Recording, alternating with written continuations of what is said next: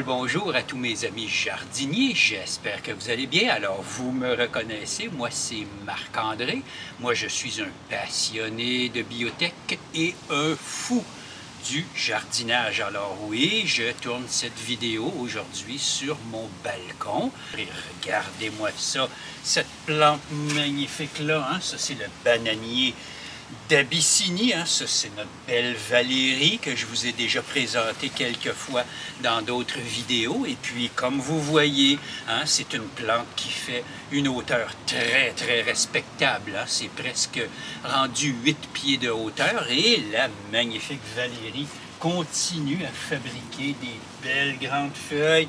Vous voyez ça ici, là, ça c'est une nouvelle feuille que Valérie est en train de me fabriquer. Alors ça va continuer à pousser et puis vers la fin du mois d'octobre, on va amener Valérie à l'intérieur pour pouvoir la voir continuer à pousser et pousser. Alors, une des explications qui nous permettent justement de comprendre comment cette plante-là est capable d'atteindre des niveaux aussi extraordinaires, c'est à cause de cet élément de technologie-là, voyez-vous. Alors ça, c'est ce qu'on appelle le ségrégateur racinaire. Alors, le ségrégateur racinaire, c'est ce qui permet aux plantes de pouvoir développer leurs racines en fonction de 3 zones de rhizosphère distinctes dans un contenant, hein. On a la masse de terre qui n'a pas besoin d'être considérable. On a ici, en dessous du plateau de séparation, on a une réserve d'air permanente, perpétuelle. Et puis en dessous, dans la partie inférieure, c'est la réserve d'eau. Alors on a 3 zones, 1, 2, 3, qui permettent la formation des racines et qui empêchent le chignonnage, hein, quand les racines deviennent trop compactes, trop étouffées dans le fond d'un contenant de jardin. Alors ça, c'est un phénomène qui s'appelle la spiralisation. Et puis quand on est en mesure d'empêcher la spiralisation, hein, la croissance en spirale, en rond comme ça, des racines dans le fond d'un contenant, alors là, évidemment, la plante se développe exactement comme dans son habitat naturel, même si elle semble confinée dans un récipient.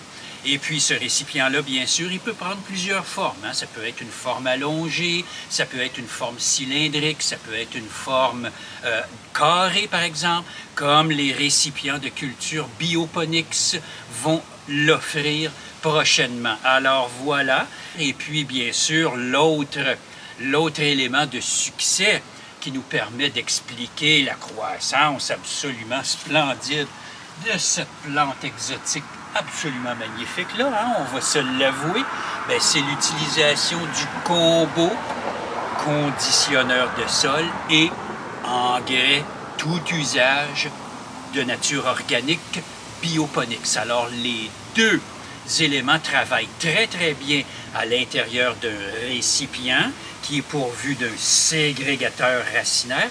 Alors tout ça ensemble, là, ça constitue une enceinte de culture dans laquelle on peut assembler une réaction biologique. Et puis c'est donc la définition d'un bioréacteur.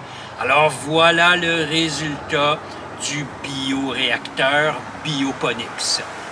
Le contenant, l'outil microbien, qui est le conditionneur de sol bioponics, ainsi que, bien sûr, l'amendement organique bioponics. Hein. Tout ça, ça forme un système biologique. C'est une réaction biologique qui a lieu dans un bioréacteur. Alors, c'est comme ça qu'il faut voir l'horticulture bioponique. C'est une réaction biologique qu'on assemble dans un bioréacteur. Et puis, quand ça commence, ça n'a plus de fin. Hein? Regardez-moi ça, là, ces beaux plants de tomates-là là, qui sont absolument productifs. Et puis, beaucoup d'autres plantes magnifiques que je cultive sur ce balcon-là. Alors, voilà. J'espère que cette vidéo a su vous plaire. Merci beaucoup de partager les capsules vidéo Bioponics, le sol vivant, parce que oui, le sol est vivant, et on en voit le résultat ici. Hein? Regardez-moi ça, c'est absolument super. Alors, merci de votre visite et à la prochaine!